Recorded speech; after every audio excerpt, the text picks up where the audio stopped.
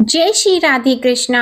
मैं हूँ वामिका और आप सभी का हमारे चैनल आध्यात्मिक सागर में हार्दिक स्वागत है। आप सभी को कृष्ण जन्माष्टमी की ढेरों शुभकामनाएं और भगवान श्री कृष्ण की कृपा आप पर सदा बनी रहे। आज आप सुनिए भादो मास की कथा में श्रीमद् भागवत पुराण की एक कथा, जिसमें विदुर जी के उपदेश से धृतराष्ट्र और गांधारी का वन में जाना, अपशकुन देखकर महाराज युधिष्ठिर का शंका करना और अर्जुन का द्वारका से लौटने का वर्णन। सूत जी कहते हैं, विदुर जी तीर्थ यात्रा में महर्षि मैत्रेयी से आत्मा का ज्ञान प्राप्त करके हस्तिनापुर लौट आए। उन्हें जो कुछ जानने की इच्छा थी वह पूर्ण हो गई थी। विदुर जी ने मैत्रेयी ऋषि से जितने प्रश्न किए थे उनका उत्तर सुनने के पहले ही श्री कृष्ण में अनन्य भक्ति हो जाने के कारण वे उत्तर सुनने से उपराम हो गए। हे शौनक जी, अपने चाचा विदुर जी को आया हुआ देखकर धर्मराज युधिष्ठिर, उनके चारों भाई धृतराष्ट्र, युयुत्सु, संजय, कृपाचार्य, कुंती, गांधारी, द्रौपदी, सुभद्रा, उत्तरा, कृपि तथा पांडव परिवार के अन्य सभी नर नारी और अपने पुत्रों सहित दूसरी स्त्रियां सब के सब बड़ी प्रसन्नता से मानो मृत शरीर में प्राण आ गया हो ऐसा अनुभव करते हुए उनकी अगवानी के लिए सामने गए। यथा योग्य आलिंगन और प्रणाम आदि के द्वारा सब उनसे मिले और विरह जनित उत्कंठा से कातर होकर सबने प्रेम के आंसू बहाए। युधिष्ठिर ने आसन पर बैठाकर उनका यथोचित सत्कार किया। जब वे भोजन एवं विश्राम करके सुखपूर्वक आसन पर बैठे थे, तब युधिष्ठिर ने विनय से झुककर सबके सामने ही उनसे कहा। युधिष्ठिर ने कहा, चाचा जी, जैसे पक्षी अपने अंडों को पंखों की छाया के नीचे रखकर उन्हें सेते और बढ़ाते हैं, वैसे ही आपने अत्यंत वात्सल्य से अपने कर कमलों की छत्र छाया में हम लोगों को पाला और पोसा है। बार बार आपने हमें और हमारी माता को विष दान और लाक्षागृह के दाह आदि विपत्तियों से बचाया है। क्या आप कभी हम लोगों की भी याद करते रहे हैं? आपने पृथ्वी पर विचरण करते समय किस वृत्ति से जीवन निर्वाह किया? आपने पृथ्वी तल पर किन किन तीर्थों और मुख्य क्षेत्रों का सेवन किया? प्रभु, आप जैसे भगवान के प्यारे भक्त स्वयं ही तीर्थ स्वरूप होते हैं। आप लोग अपने हृदय में विराजमान भगवान के द्वारा तीर्थों को भी महातीर्थ बनाते हुए विचरण करते हैं। चाचा जी, आप तीर्थ यात्रा करते हुए द्वारका भी अवश्य ही गए होंगे। वहां हमारे सुहृद एवं भाई बंधु यादव लोग, जिनके एकमात्र आराध्य देव श्री कृष्ण हैं, अपनी नगरी में सुख से तो है ना? आपने यदि जाकर देखा नहीं होगा तो सुना तो अवश्य ही होगा। युधिष्ठिर के इस प्रकार पूछने पर विदुर जी ने तीर्थों और यदुवंशियों के संबंध में जो कुछ देखा, सुना और अनुभव किया था, सब क्रम से बता दिया। केवल यदुवंश के विनाश की बात नहीं कही। करुण हृदय विदुर जी पांडवों को दुखी नहीं देख सकते थे, इसलिए उन्होंने यह अप्रिय एवं असहाय घटना पांडवों को नहीं सुनाई, क्योंकि वह तो स्वयं ही प्रकट होने वाली थी। पांडव विदुर जी का देवता के समान सेवा सत्कार करते थे। वे कुछ दिनों तक अपने बड़े भाई धृतराष्ट्र की कल्याण कामना से सब लोगों को प्रसन्न करते हुए सुखपूर्वक हस्तिनापुर में ही रहे। विदुर जी तो साक्षात धर्मराज थे। मांडव्य ऋषि के शाप से ये 100 वर्ष के लिए शूद्र बन गए थे। इतने दिनों तक यमराज के पद पर अर्यमा थे और वही पापियों को उचित दंड देते थे। राज्य प्राप्त हो जाने पर अपने लोकपालों सरीखे भाइयों के साथ राजा युधिष्ठिर वंशधर परीक्षित को देखकर अपनी अतुल संपत्ति से आनंदित रहने लगे। इस प्रकार पांडव गृहस्थ के काम धंधों में रम गए और उन्हीं के पीछे एक प्रकार से यह बात भूल गए कि अनजान में ही हमारा जीवन मृत्यु की ओर जा रहा है। अब देखते देखते उनके सामने वह समय आ पहुंचा जिसे कोई टाल नहीं सका। परंतु विदुर जी ने काल की गति जानकर अपने बड़े भाई धृतराष्ट्र से कहा, महाराज देखिए, अब बड़ा भयंकर समय आ गया है, झटपट यहाँ से निकल चलिए। हम सब लोगों के सिर पर वह सर्वसमर्थ काल मंडराने लगा है, जिसके टालने का कहीं भी कोई उपाय नहीं है। काल के वशीभूत होकर जीव का अपने प्रियतम प्राणों से भी बात की बात में वियोग हो जाता है, फिर धन, जन आदि दूसरी वस्तुओं की तो बात ही क्या है। आपके चाचा, ताऊ, भाई, सगे संबंधी और पुत्र सभी मारे गए। आपकी उम्र भी ढल चुकी, शरीर बुढ़ापे का शिकार हो गया। आप पराए घर में पड़े हुए हैं। ओह! इस प्राणी को जीवित रहने की कितनी प्रबल इच्छा होती है। इसी के कारण तो आप भीम का दिया हुआ टुकड़ा खाकर कुत्ते का जीवन बिता रहे हैं।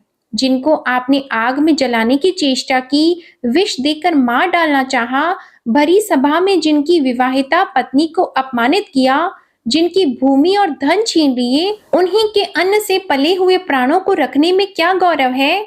आपके अज्ञान की हद हो गई है। अब भी आप जीना चाहते हैं, परंतु आपके चाहने से क्या होगा। पुराने वस्त्र की तरह बुढ़ापे से गला हुआ आपका शरीर आपके न चाहने पर भी क्षीण होता जा रहा है। अब इस शरीर से आपका कोई स्वार्थ सधने वाला नहीं है।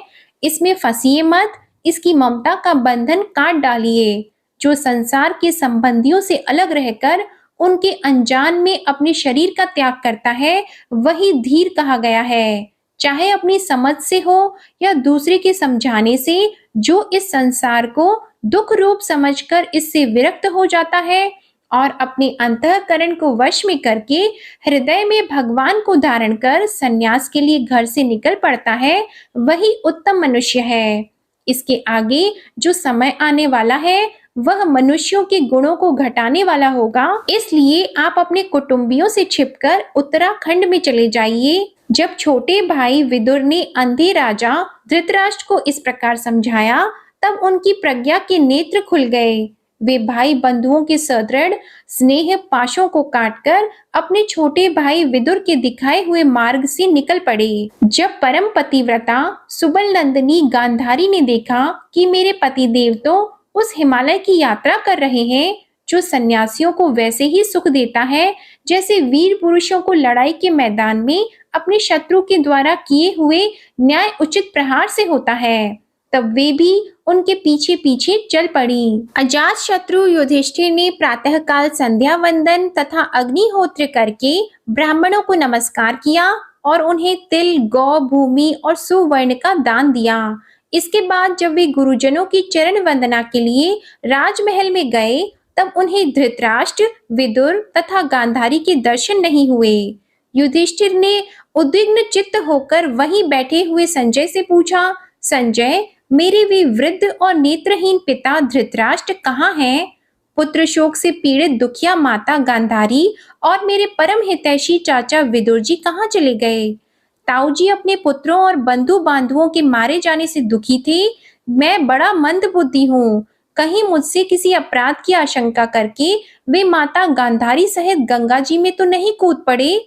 जब हमारे पिता पांडु की मृत्यु हो गई थी और हम लोग नन्हे नन्हे बच्चे थे, तब इन्हीं दोनों चाचाओं ने बड़े बड़े दुखों से हमें बचाया था। वे हम पर बड़ा ही प्रेम रखते थे। हाय, वे यहाँ से कहाँ चले गए? सूत जी कहते हैं, संजय अपने स्वामी धृतराष्ट्र को न पाकर कृपा और स्नेह की विकलता से अत्यंत पीड़ित और विरह आतुर हो रहे थे। वे युधिष्ठिर को कुछ उत्तर न दे सके। फिर धीरे धीरे बुद्धि के द्वारा उन्होंने अपने चित्त को स्थिर किया, हाथों से आंखों के आंसू पोंछे और अपने स्वामी धृतराष्ट्र के चरणों का स्मरण करते हुए युधिष्ठिर से कहा। संजय बोले, कुल नंदन, मुझे आपके दोनों चाचा और गांधारी के संकल्प का कुछ भी पता नहीं है। महाबाहो, मुझे तो उन महात्माओं ने ठग लिया। संजय इस प्रकार कह ही रहे थे कि तुमरू के साथ देवर्षि नारद वहां आ पहुंचे। महाराज युधिष्ठिर ने भाइयों सहित उठकर उन्हें प्रणाम किया और उनका सम्मान करते हुए बोले। युधिष्ठिर ने कहा, भगवान, मुझे अपने दोनों चाचाओं का पता नहीं लग रहा है। न जाने वे दोनों और पुत्र शोक से व्याकुल तपस्विनी माता गांधारी यहाँ से कहाँ चले गए। भगवान, अपार समुद्र में कर्णधार के समान आप ही हमारे पारदर्शक हैं। तब भगवान के परम भक्त भगवान में देवर्षि नारद ने कहा, धर्मराज, तुम किसी के लिए शोक मत करो, क्योंकि यह सारा जगत ईश्वर के वश में है। सारे लोक और लोकपाल विवश होकर ईश्वर की ही आज्ञा का पालन कर रहे हैं। वही एक प्राणी को दूसरे से मिलाता है और वही उन्हें अलग करता है। किसी भी अवस्था में मोहजन्य आसक्ति के अतिरिक्त वे शोक करने योग्य नहीं हैं। इसलिए धर्मराज, वे दीन दुखी चाचा चाची असहाय अवस्था में मेरे बिना कैसे रहेंगे? इस अज्ञान जन्य मन की विकलता को छोड़ दो। यह 5 भौतिक शरीर काल, कर्म और गुणों के वश में है। एक जीव दूसरे जीव के जीवन का कारण हो रहा है। इन समस्त रूपों में जीवों के बाहर और भीतर वही एक स्वयं प्रकाश भगवान, जो संपूर्ण आत्माओं के आत्मा है, माया के द्वारा अनेकों प्रकार से प्रकट हो रहे हैं। तुम केवल उन्हीं को देखो। महाराज, समस्त प्राणियों को जीवन दान देने वाले वे ही भगवान इस समय इस पृथ्वी तल पर देवद्रोहियों का नाश करने के लिए काल रूप से अवतीर्ण हुए हैं। अब वे देवताओं का कार्य पूरा कर चुके हैं। थोड़ा सा काम और शेष है, उसी के लिए वे रुके हुए हैं। जब तक वे प्रभु यहाँ हैं, तब तक तुम लोग भी उनकी प्रतीक्षा करते रहो। धर्मराज, हिमालय के दक्षिण भाग में जहाँ सप्त ऋषियों की प्रसन्नता के लिए गंगा जी ने अलग अलग 7 धाराओं के रूप में अपने को 7 भागों में विभक्त कर दिया है, जिसे सप्त स्तोत्र कहते हैं, वही ऋषियों के आश्रम पर धृतराष्ट्र अपनी पत्नी गांधारी और विदुर के साथ गए हैं। वहां वे त्रिकाल स्नान और विधि पूर्वक अग्निहोत्र करते हैं। अब उनके चित्त में किसी प्रकार की कामना नहीं है। वे केवल जल पीकर शांत चित्त से निवास करते हैं। आसन जीतकर प्राणों को वश में करके उन्होंने अपनी चारों इंद्रियों को विषयों से लौटा लिया है। अतः तुम उनके मार्ग में विघ्न रूप मत बनना। धर्मराज, आज से 5वें दिन वे अपने शरीर का परित्याग कर देंगे और वह जलकर भस्म हो जाएगा। ग्रह पत्यादि अग्नियों के द्वारा पर्णकुटी के साथ अपने पति के मृत देह को जलते देखकर बाहर खड़ी हुई साध्वी गांधारी भी पति का अनुगमन करती हुई उसी आग में प्रवेश कर जाएंगी। धर्मराज, विदुर जी अपने भाई का आश्चर्यमय मोक्ष देखकर, हर्षित और वियोग देखकर दुखित होते हुए वहां से तीर्थ सेवन के लिए चले जाएंगे। देवर्षि नारद यों कहकर तुमरू के साथ स्वर्ग को चले गए। धर्मराज युधिष्ठिर ने उनके उपदेशों को हृदय में धारण करके शोक को त्याग दिया। सूत जी कहते हैं, स्वजनों से मिलने और पुण्य श्लोक भगवान श्री कृष्ण अब क्या करना चाहते हैं, यह जानने के लिए अर्जुन द्वारका गए हुए थे। कई महीने बीत जाने पर भी अर्जुन वहां से लौट कर नहीं आए। धर्मराज युधिष्ठिर को बड़े भयंकर अपशकुन दिखने लगे। उन्होंने देखा काल की गति बड़ी विकट हो गई है।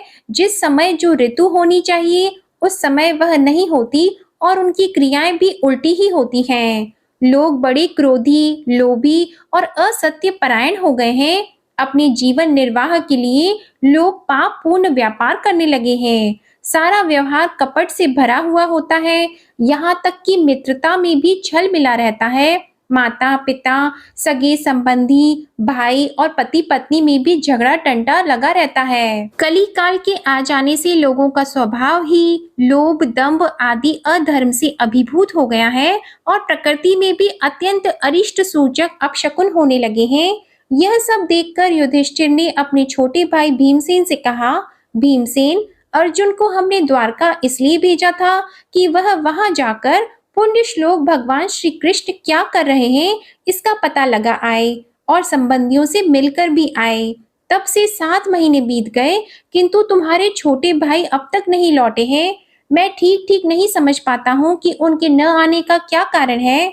कहीं देवर्षि नारद के द्वारा बताया हुआ वह समय तो नहीं आ पहुंचा है जिसमें भगवान श्री कृष्ण अपने लीला विग्रह का संवरण करना चाहते हैं। उन्हीं भगवान की कृपा से हमें यह संपत्ति, राज्य, स्त्री, प्राण, कुल, संतान, शत्रुओं पर विजय और स्वर्ग आदि लोगों का अधिकार प्राप्त हुआ है। भीमसेन, तुम तो मनुष्यों में व्याघ्र के समान बलवान हो। देखो तो सही, आकाश में उल्कापात आदि, पृथ्वी में भूकंप आदि और शरीरों में रोग आदि कितने भयंकर अपशकुन हो रहे हैं। इनसे इस बात की सूचना मिलती है कि शीघ्र ही हमारी बुद्धि को मोह में डालने वाला कोई उत्पात होने वाला है। प्यारे भीमसेन, मेरी बाईं जांघ, आंख और भुजा बार बार फड़क रही है। हृदय जोर से धड़क रहा है।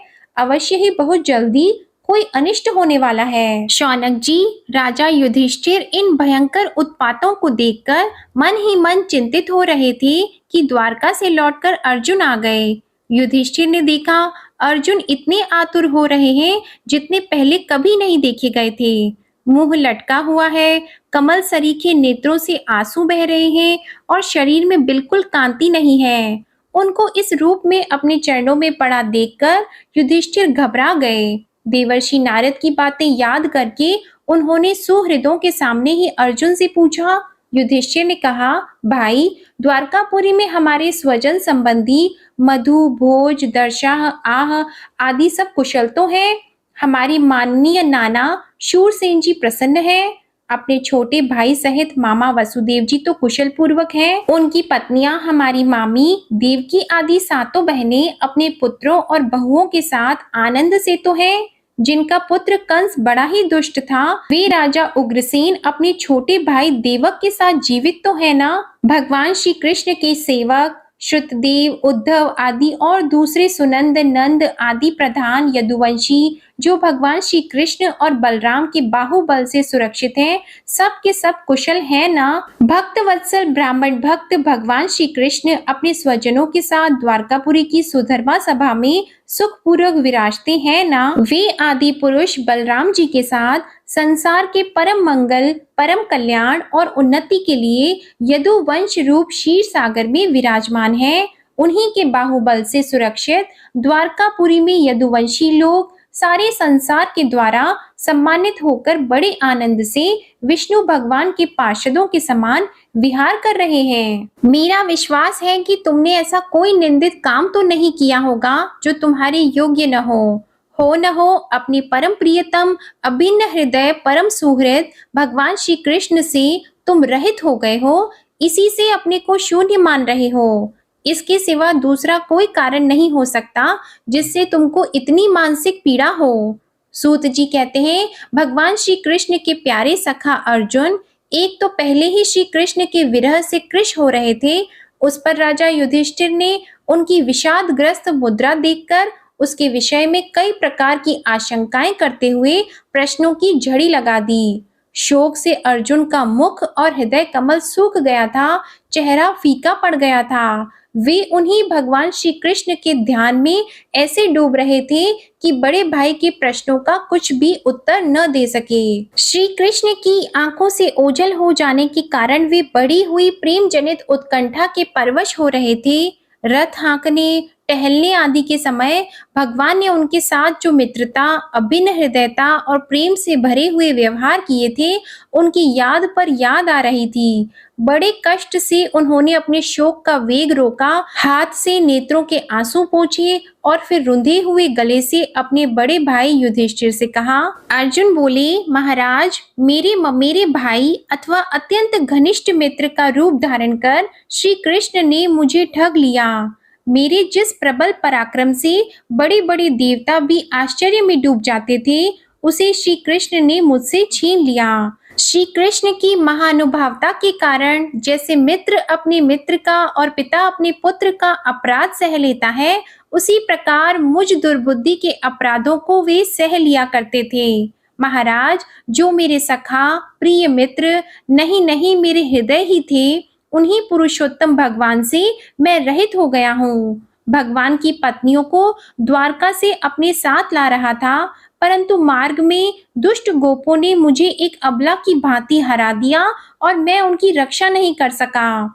वही मेरा गांडीव धनुष है, वे ही बाण हैं, वही रथ है, वही घोड़े हैं और वही मैं रथी अर्जुन हूँ, जिसके सामने बड़े बड़े राजा लोग सिर झुकाया करते थे। श्री कृष्ण के बिना ये सब एक ही क्षण में नहीं के समान सार शून्य हो गए।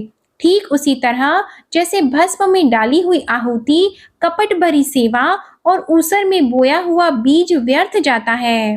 राजन, आपने द्वारकावासी अपने जिन सुहृद संबंधियों की बात पूछी है, वे ब्राह्मणों के शापवश मोहग्रस्त हो गए और वारुणी मदिरा के पान से मदोन्मत्त होकर अपरिचितों की भांति आपस में ही एक दूसरे से भिड़ गए और घूंसों से मारपीट करके सबके सब नष्ट हो गए। उनमें से केवल 4-5 ही बचे हैं। वास्तव में यह सर्वशक्तिमान भगवान की ही लीला है कि संसार के प्राणी परस्पर एक दूसरे का पालन पोषण भी करते हैं और एक दूसरे को मार भी डालते हैं। राजन, जिस प्रकार जलचरों में बड़े जंतु छोटों को, बलवान दुर्बलों को एवं बड़े और बलवान भी परस्पर एक दूसरे को खा जाते हैं, उसी प्रकार अतिशय बली और बड़े यदुवंशियों के द्वारा भगवान ने दूसरे राजाओं का संहार कराया। फिर यदुवंशियों के द्वारा ही एक से दूसरे यदुवंशियों का नाश करा के पूर्ण रूप से पृथ्वी का भार उतार दिया। भगवान श्री कृष्ण ने मुझे जो शिक्षाएं दी थी वे देश, काल और प्रयोजन के अनुरूप तथा हृदय के ताप को शांत करने वाली थी। स्मरण आते ही वे हमारे चित्त का हरण कर लेती हैं। सूत जी कहते हैं, इस प्रकार प्रगाढ़ प्रेम से भगवान श्री कृष्ण के चरण कमलों का चिंतन करते करते अर्जुन की चित्त वृत्ति अत्यंत निर्मल और प्रशांत हो गई। उनकी प्रेममय भक्ति भगवान श्री कृष्ण के चरण कमलों के अहर्निश चिंतन से अत्यंत बढ़ गई। भक्ति के वेग से उनके हृदय को मत कर उसमें से सारे विकारों को बाहर कर दिया। उन्हें युद्ध के प्रारंभ में भगवान के द्वारा उपदेश किया हुआ गीता ज्ञान पुनः स्मरण हो आया, जिसकी काल के व्यवधान और कर्मों के विस्तार के कारण प्रमादवश कुछ दिनों के लिए विस्मृति हो गई थी। भगवान के स्वधाम गमन और यदुवंश के संहार का वृतांत सुनकर निश्चलमती युधिष्ठिर ने स्वर्गरोहण का निश्चय किया। कुंती ने भी अर्जुन के मुख से यदुवंशियों के नाश और भगवान के स्वधाम गमन की बात को सुनकर अनन्य भक्ति से अपने हृदय को भगवान श्री कृष्ण में लगा दिया और सदा के लिए इस जन्म मृत्यु संसार से अपना मुंह मोड़ लिया। भगवान श्री कृष्ण ने लोक दृष्टि में जिस यादव शरीर से पृथ्वी का भार उतारा था उसका वैसे ही परित्याग कर दिया। जिनकी मधुर लीलाएं श्रवण करने योग्य हैं, उन भगवान श्री कृष्ण ने जब अपने मनुष्य के से शरीर से इस पृथ्वी का परित्याग कर दिया, उसी दिन विचारहीन लोगों को अधर्म में फंसाने वाला कलयुग आ धमका।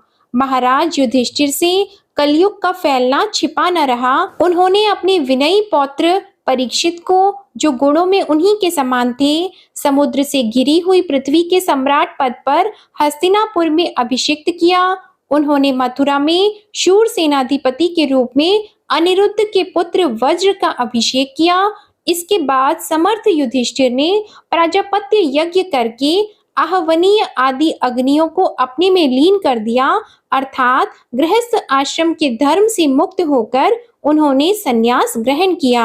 हृदय में पर ब्रह्मा का ध्यान करते हुए, जिसको प्राप्त करके फिर लौटना नहीं होता, उन्होंने उत्तर दिशा की यात्रा की, जिस ओर पहले बड़े बड़े महात्मा जन जा चुके हैं। भीमसेन, अर्जुन आदि युधिष्ठिर के छोटे भाइयों ने भी देखा कि अब पृथ्वी में सभी लोगों को अधर्म के सहायक कलयुग ने प्रभावित कर डाला है, इसलिए वे भी श्री कृष्ण चरणों की प्राप्ति का दृढ़ निश्चय करके अपने बड़े भाई के पीछे पीछे चल पड़े।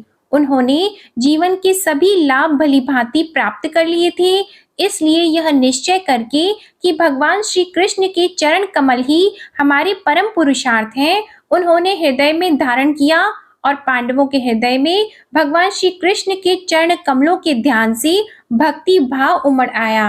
उनकी बुद्धि सर्वथा शुद्ध होकर भगवान श्री कृष्ण के उस सर्वोत्कृष्ट स्वरूप में अनन्य भाव से स्थिर हो गई, जिसमें निष्पाप पुरुष ही स्थिर हो पाते हैं। फलतः उन्होंने अपने विशुद्ध अंतःकरण से स्वयं ही वह गति प्राप्त की जो विषयासक्त दुष्ट मनुष्यों को कभी प्राप्त नहीं हो सकती। संयमी एवं श्री कृष्ण के प्रेम आवेश में मुग्ध भगवन्मय विदुर जी ने भी अपने शरीर को प्रभास क्षेत्र में त्याग दिया।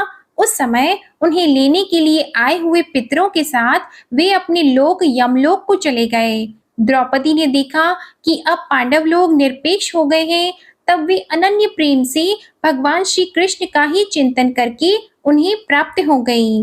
भगवान के प्यारे भक्त पांडवों के महाप्रयाण की इस परम पवित्र और मंगलमय कथा को जो पुरुष श्रद्धा से सुनता है, वह निश्चय ही भगवान की भक्ति और मोक्ष को प्राप्त करता है। जय श्री कृष्णा। आज की कथा समाप्त होती है। आशा करती हूँ आपको आज की कथा भी पसंद आई होगी। अगर पसंद आए तो वीडियो को लाइक करें, शेयर करें और कमेंट में श्री कृष्ण की जय जरूर लिखिएगा और हमारे चैनल को भी सब्सक्राइब करके बेल आइकन प्रेस करें। धन्यवाद।